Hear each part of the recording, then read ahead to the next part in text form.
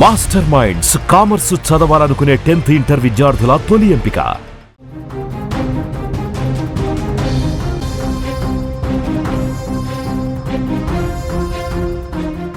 Big breaking news చూస్తున్నాం. Iran Israel మధ్య యుద్ధంలోకి America entry ఇచ్చేసింది. ఇరాన్ పై అమెరికా బాంబుల వర్షం కురిపించింది. ఇరాన్లోని ఫోర్డో, నటాంజ్, ఇస్ఫహాన్ 3 అణు కేంద్రాలపై ట్రంప్ సేన భీకర దాడి చేసింది. B2 spirit బాంబర్లతో విరుచుకుపడింది. ఇరాన్ పై దాడిని ట్రంప్ ప్రకటించారు. 3 అణు కేంద్రాలపై తాము విజయవంతమైన దాడిని పూర్తి చేశామని ట్రంప్ శనివారం రాత్రి సోషల్ మీడియాలో వెల్లడించాడు. అమెరికన్ వారియర్లకు అభినందనలు అంటూ కూడా చెప్పడం జరిగింది. అయితే ప్రపంచంలో మరే సైన్యం ఇలా చేయలేదు, ఇప్పుడు శాంతికి సమయమని ఆయన ప్రకటించారు. అయితే ఇటీవలే ఇజ్రాయెల్ ఇరాన్ మధ్య వివాదం దౌత్యపరంగా పరిష్కారం అవ్వడానికి అమెరికా 2 వారాల టైం ఇస్తున్నట్లు ప్రకటించిన ట్రంప్ ఇంతలోనే ఆ మాట చెప్పిన 48 గంటల్లోపే ఇరాన్ పై బాంబుల వర్షం కురిపించడం ఇప్పుడు సంచలనంగా మారింది. అమెరికా ఈ దాడుల ద్వారా ఇరాన్ అణు సామర్థ్యాన్ని బలహీనపరిచే లక్ష్యంతో ఉన్నట్లుగా తెలుస్తోంది. ఇరాన్ ఈ దాడులకు ప్రతిస్పందనగా తీవ్రమైన చర్యలు తీసుకుంటామని, తగిన సమయంలో సమాధానం ఇస్తామని కూడా ప్రకటించింది. దీంతో ఈ పరిణామాలు మధ్యప్రాచ్యంలో సైనిక సంఘర్షణకు దారి తీసే ప్రమాదం ఉందని కూడా విశ్లేషకులు హెచ్చరిస్తున్నారు. అమెరికా ఈ దాడులకు ఎందుకు నేరుగా దిగిందనే విషయంపై ఇప్పుడు చర్చలు జరుగుతున్నాయి. ఇక ఇదే అంశానికి సంబంధించిన మరింత సమాచారాన్ని మా న్యూస్ ఎడిటర్ తిరుమల అందించే ప్రయత్నం చేస్తారు. తిరుమల, మనమైతే బిగ్ బ్రేకింగ్ న్యూసే చూస్తున్నాం. ఇరాన్ అణు స్థావరాలపై అమెరికా బాంబుల వర్షం కురిపించింది. ట్రంప్ చెప్పిన 48 గంటల్లోనే ఆయన బాంబుల వర్షం స్టార్ట్ చేశారు. దీన్ని మనం ఏ విధంగా చూడాలి? ఏదైతే పుతిన్ అణు స్థావరాలపై, అణు కేంద్రాలపై దాడి చేయొద్దు అని చెప్తున్నారో వాటి మీదే దాడి చేసింది. దీని అంతటిని మనం ఏ విధంగా చూడాలి? జానకి, అమెరికా చాలా స్పష్టంగా మొదటి నుంచి ఒకటే విషయాన్ని చెప్తుంది. ఇరాన్ అణు ఒప్పందాలకు సంబంధించి ముందుకు రావాలి, అమెరికాతో అణు ఒప్పందాన్ని కుదుర్చుకోవాలని చెప్పింది. అణు ఒప్పందం విషయంలో ఇరాన్ ముందుకు రావడానికి ఇష్టపడలేదు. అంతేకాదు, ఇరాన్ చాలా స్పష్టంగా చెప్తుంది, అమెరికాను మేము పూర్తి స్థాయిలో నమ్మలేమని చెప్తూ వస్తుంది మొదటి నుంచి. అమెరికా ఎప్పుడైతే ఇజ్రాయెల్ ఇరాన్ పై యుద్ధం మొదలు పెట్టినప్పటికీ కూడా ఇరాన్ ముందుకు రాకపోవడం, చర్చలకి ముందుకు రాకపోవడం, అణు ఒప్పందానికి సంబంధించి ఎటువంటి స్పష్టత ఇవ్వకపోవడం, అమెరికాని మేము నమ్మట్లేదని చెప్పడం, ఈ పరిణామాలన్నింటి నేపథ్యంలో ముందుగానే అమెరికా ఇరాన్ పై దాడులు చేయడానికి ఒక వ్యూహాత్మకమైన అడుగులు వేసిందని చెప్పాలి. అమెరికా చాలా స్పష్టంగా నిజానికి డొనాల్డ్ ట్రంప్ ఎప్పుడైతే సిచ్యువేషన్ రూమ్ కు వెళ్లారో, సిచ్యువేషన్ రూమ్ కు వెళ్ళినప్పుడే ఇరాన్ పైన దాడి చేయాలని నిర్ణయం తీసుకున్నట్టుగా మనం అర్థం చేసుకోవాలి. అంతేకాదు, ఇరాన్ పైన దాడి చేయడానికి నిర్ణయం తీసుకున్నాకే ఆసిమ్ మునీర్, పాకిస్తాన్ ఎవరైతే మిలిటరీ చీఫ్ ఉన్నారో ఆసిమ్ మునీర్ తో లంచ్ మీటింగ్ ని కుదుర్చుకున్నారని కూడా మనం ఇక్కడ అర్థం చేసుకోవాలి. చాలా స్పష్టంగా అమెరికా చాలా జాగ్రత్తగా, ఎటువంటి నష్టం లేకుండా, చాలా తెలివిగా దాదాపు 300 బాంబుల్ని పేల్చింది. ఆమె ఇరాన్ లోని 3 ప్రాంతాలు, ఒకటి నటాంజా, రెండోది వచ్చి ఫోర్డో, మూడోది వచ్చి ఇస్ఫహాన్, ఈ 3 అణుశుద్ధి కేంద్రాలు ఇరాన్ కి గుండెకాయ లాంటివి. ఈ 3 అణుబాంబులు అంటే ఈ అణుశుద్ధి కేంద్రాల్లో, న్యూక్లియర్ సెంటర్స్ లో ఇరాన్ ప్రయోగాలు చేస్తోంది, ఇరాన్ అణుబాంబుల్ని తయారు చేస్తుంది అనేది అమెరికా, ఇజ్రాయెల్ మొదటి నుంచి ఆరోపిస్తూ వస్తున్న సంఘటన. అయితే ఫోర్డోని బీట్ చేయడానికి చాలా కష్టమైన పరిస్థితి ఏర్పడుతుంది.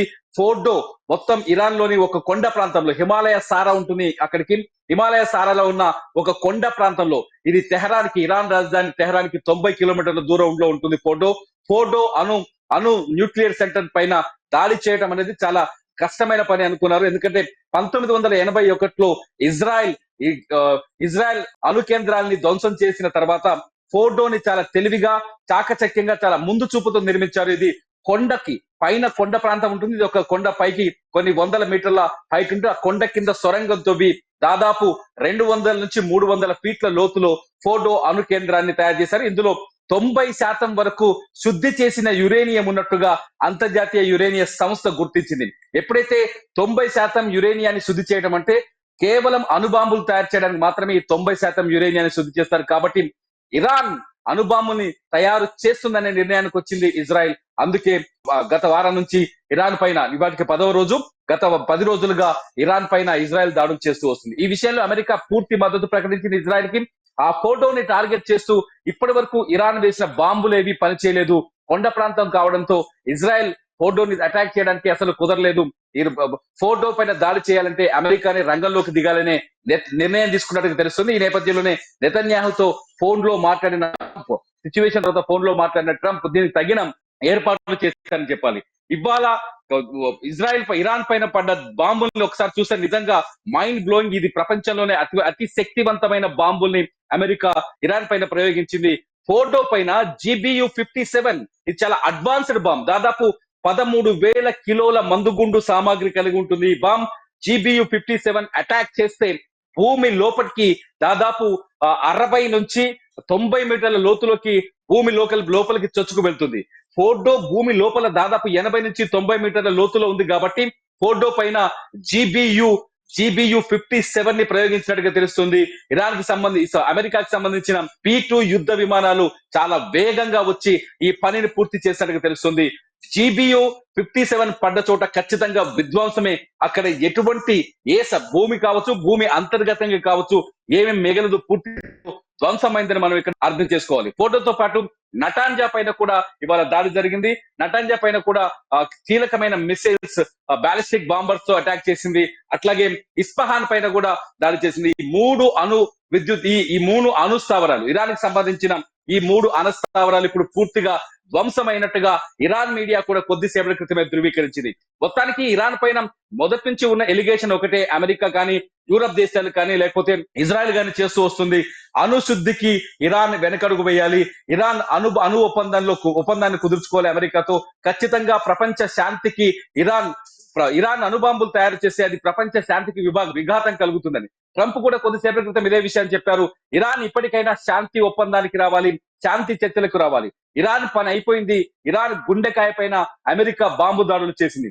ఇప్పటికైనా ఇరాన్ లో మానవ నష్టం జరగకుండా ఉండాలి అంటే ఖచ్చితంగా అణు ఒప్పందానికి రావాల్సిందని డొనాల్డ్ ట్రంప్ చెప్తున్నారు. లేదంటే దాడులు మరింత తీవ్రంగా ఉంటాయని చెప్తున్నారు. ఇప్పటికే ఇరాన్ పైన అణు స్థావరాల పైన దాడులు చేయడాన్ని రష్యా వ్యతిరేకిస్తూ వస్తుంది. ఒక రకంగా చెప్పాలంటే పశ్చిమాసియా దేశాల్లో యుద్ధం చాలా భీకర స్థాయికి చేరుతుందని అర్థం చేసుకోవాలి. అమెరికా ఎంట్రీతో ఈ యుద్ధం ఊహించని మలుపు తిరుగుతుందని అర్థం చేసుకోవాలి. అమెరికా ఇరాన్ అణుస్థావరాల పైన దాడులు చేస్తామని నిర్ణయం తీసుకుంటే ఇరాన్ ని కాపాడడానికి మేము ముందుకు వస్తామని రష్యా ప్రకటించింది. నిన్న పుతిన్ చాలా స్పష్టంగా చెప్పారు, ఇరాన్ కి అణుబాంబులు తయారు చేసుకునే స్వేచ్ఛ లేదా అని. అమెరికాని చాలా గట్టిగా ప్రశ్నిస్తున్నారు పుతిన్. ఇప్పటికే రష్యా ఉక్రెయిన్ యుద్ధంలో అమెరికా ఉక్రెయిన్ వైపు నిలబడిందని, నాటో దేశాలు ఉక్రెయిన్ వైపు నిలబడ్డాయని, యూరప్ దేశాలు ఉక్రెయిన్ కి సహకారం చేస్తాయని కోపంతో ఉంది రష్యా. ఇప్పుడు ఇరాన్ పైన కూడా అటువంటి బలవంతపు దాడులు చేయడం, బలవంతంగా ఇరాన్ పైన అటాక్ చేసే ప్రయత్నం చేయడం, ఇరాక్ ని లొంగ తీసుకునే ప్రయత్నం చేయడం చూస్తుంటే అమెరికాకు వ్యతిరేకంగా బలంగా వాయిస్ వినిపించేందుకు రష్యా ముందుకు వచ్చే అవకాశం చాలా స్పష్టంగా కనిపిస్తుంది. ఒక రకంగా చెప్పాలి అంటే ఇప్పటికే రష్యాకు మద్దతుగా నార్త్ కొరియా ఉంది, రష్యాకు మద్దతుగా ఇతర ముస్లిం దేశాలు వస్తున్నాయి. ఇరాన్ కి మద్దతు ఇచ్చేందుకు చైనా బాంబర్లను పంపిస్తుంది. ఖమేనీ కూడా ఈ యుద్ధాన్ని కూడా ఫస్ట్ నుంచి కూడా ఎదుర్కొంటూ వస్తున్న పరిస్థితి కనిపిస్తుంది. పుతిన్ కూడా అణుస్థావరాలు ఏవైతే ఉన్నాయో వాటి మీద యుద్ధం చేయొద్దు అని చెప్పి కూడా ట్రంప్ కి చెప్పిన పరిస్థితి అయితే కనిపిస్తుంది. అప్పుడు ట్రంప్ కూడా వెటకారంగా గతంలో మాట్లాడిన పరిస్థితి, పుతిన్ కూడా ఉక్రెయిన్ పరిస్థితి చూసుకో, ఫస్ట్ నీ పన్ను చూసుకో అన్నట్టు కూడా మాట్లాడిన పరిస్థితి. అంటే ఈ రోజు అణుస్థావరాలపై అటాక్ చేసింది ట్రంప్ సేన కాబట్టి ఈ రోజు రష్యా ఏమైనా మాట్లాడే పరిస్థితులు కనిపిస్తాయని అనుకోవచ్చుంటారు వీటికి సంబంధించి. కానీ ఇప్పుడు ఇటువంటి పరిస్థితుల్లో చాలా స్పష్టంగా యుద్ధరంగ నిపుణులు ఒక విషయాన్ని చెప్తున్నారు. ముందు ఇరాన్ ఖచ్చితంగా రిటాలియేషన్ కి దిగుతుంది, అమెరికా పైన ఖచ్చితంగా దాడులు చేసే ప్రయత్నం చేస్తుంది, ఇరాన్ ప్రతీకార చర్యకు దిగే అవకాశం కనిపిస్తుందని చెప్తారు. కానీ అమెరికా చాలా తెలివిగా ఇరాన్ కు దగ్గరలో ఉన్న అమెరికా సైనిక స్థావరాలని ఖాళీ చేసింది. ఖతార్ కావచ్చు, సౌదీ కావచ్చు, లేకపోతే ఇరాక్ కావచ్చు, ఈ మొత్తం దాదాపు 8 సైనిక స్థావరాలుగా అమెరికాకు, ఇరాన్ కు దగ్గరగా ఈ స్థావరాలన్నింటినీ ఇప్పటికే అమెరికా ఖాళీ చేసింది. ఒకవేళ ఇరాన్ రిటాలియేషన్ కి దిగినా, ప్రతీకార దాడికి దిగిన అమెరికా ఎటువంటి ఇబ్బందులకు గురి కాకుండా ఉండేందుకు ముందుగానే చర్యలు తీసుకుంది. At the same time Pakistan ఖచ్చితంగా ఇరాన్ కు వెన్నుపోటు పొడిచిందని చెప్పాలి. పాకిస్తాన్ నిన్నటి వరకు ఇరాన్ తో ఉంది. ఎప్పుడైతే భారత్ పాకిస్తాన్ పైన యుద్ధాన్ని ప్రకటించిందో, భారత్ ఆపరేషన్ సింధూర్ లో భాగంగా పాకిస్తాన్ పైన అటాక్ చేసిందో, ఆ సమయంలో బేషరతుగా పాకిస్తాన్ కి మద్దతు ప్రకటించింది. అవసరమైతే పాకిస్తాన్ కోసం రంగంలోకి దిగుతామని చెప్తుంది. ఇప్పటికే ఇరాక్ పాకిస్తాన్ లోని బలూచిస్తాన్ ఏరియాలో ఏదైతే తిరుగుబాటు జరుగుతుందో, తిరుగుబాటుకి ఇరాన్ తన సైన్యాన్ని పంపిస్తుంది, సహకారం చేస్తుంది. అటువంటి పాకిస్తాన్ వెన్నుపోటు పొడిచింది వాళ్ళ ఇరాన్ ని వెన్నుపోటు. నిజంగా చెప్పాలి అంటే మధ్యప్రాచ్య దేశాల్లో సౌదీ కావచ్చు, లేకపోతే ఇతర దేశాలు కావచ్చు, ఇరాన్ కి ఎవరు ఇప్పటికిప్పుడు మద్దతు ప్రకటించే పరిస్థితి కనిపించట్లేదు. ఒకవేళ రష్యా దీనిపైన మాట్లాడినప్పటికీ కూడా ఇప్పటికిప్పుడు మద్దతు ప్రకటించే అవకాశం అయితే కనిపించట్లేదు. ఎందుకంటే రష్యా ఇరాన్ కి మద్దతు ఇవ్వటం వల్ల రష్యా అనుకూల దేశాలు కావచ్చు, ఇతర దేశాలు కావచ్చు, ఇరాన్ కి ఆర్థికంగా కావచ్చు, మిలిటరీ పరంగా కావచ్చు సహాయం అందించే అవకాశం మాత్రమే ఉంటుంది. ఇప్పటికప్పుడు అయితే ఇరాన్ ఇప్పుడు రిటాలియేషన్ తీసుకునే శక్తి ఉందా? కొద్దిసేపటి క్రితమే ఖమేనీ స్టేట్మెంట్ కూడా వచ్చింది. ఖమేనీ చాలా స్పష్టంగా చెప్తున్నాడు, అమెరికా దీనికి బదులు తీసుకుంటాం, అమెరికా పైన ఖచ్చితంగా ప్రతీకారాన్ని తీసుకుంటామని చెప్తున్నారు. ఈ పరిస్థితులు అంటే యుద్ధం మరింత పెరిగే అవకాశం అయితే కనిపిస్తోంది. పాకిస్తాన్ సహకారం అందిన తర్వాతనే అమెరికా ఇరాన్ పైన దాడులు చేస్తున్నట్టుగా ఇక్కడ స్పష్టంగా అర్థమవుతుంది. పాకిస్తాన్ డబుల్ గేమ్ లో భాగంగా ఇరాన్ బలైపోయినట్టుగా చాలా స్పష్టంగా ఇక్కడ మనం అర్థం చేసుకోవచ్చు. దానికి మొత్తానికైతే ఈ యుద్ధం ట్రంప్ ఈ యుద్ధంలోకి దిగడం వల్ల చాలా ప్రమాదకర పరిస్థితులు ఏర్పడే అవకాశాలు ఉన్నాయి. ఇప్పుడు ఎందుకంటే ఇది 3వ ప్రపంచ యుద్ధం వైపు దారి తీసే అవకాశం ఉందని చెప్తూ ఇప్పటికే ఎక్స్పర్ట్స్ చాలా స్పష్టంగా చెప్తున్నారు. ఒకవేళ అమెరికా ఇరాన్ పైన దాడులకు దిగితే అమెరికాని ఎదుర్కోవడానికి మేము చాలా మంది ఉన్నామంటూ నార్త్ కొరియా కూడా ప్రకటించింది. చైనా కూడా ప్రకటిస్తోంది. ఇరాన్ సార్వభౌమాధికారాన్ని కాపాడడానికి, ఇరాన్ అస్తిత్వాన్ని కాపాడడానికి మేము సహకరిస్తామని చెప్పేసి రష్యా కూడా పూర్తి స్థాయిలో ఇవాళ మద్దతు ప్రకటించే అవకాశం ఉందని చెప్పొచ్చు. ఎందుకంటే మధ్యప్రాచ్య దేశంలో కొనసాగుతున్న ఉద్రిక్తతల నేపథ్యంలో రష్యా ఖచ్చితంగా ఇరాన్ కి మద్దతు ఇచ్చే అవకాశం కనిపిస్తోంది. ఇటు చైనా కూడా పూర్తి స్థాయిలో మద్దతు ఇచ్చే అవకాశం కనిపిస్తోంది. ఒక రకంగా చూడాలి అంటే మిడిల్ ఈస్ట్ లో చాలా భయంకరమైన సిచ్యువేషన్ అయితే కనిపిస్తుంది. చూడాలి ఒకసారి ఏం జరగబోతుంది అనేది.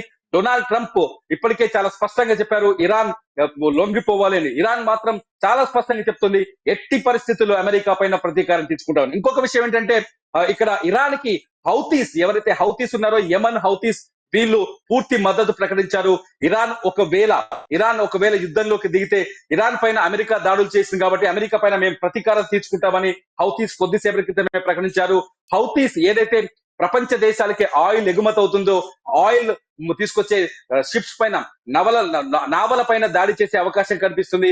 కమర్షియల్ నావల్ కావచ్చు, లేకపోతే మిగతా నావల్ కావచ్చు, ఈ ఓడల పైన దాడులు చేసేందుకు హౌతీస్ సిద్ధమవుతున్నట్టుగా తెలుస్తుంది.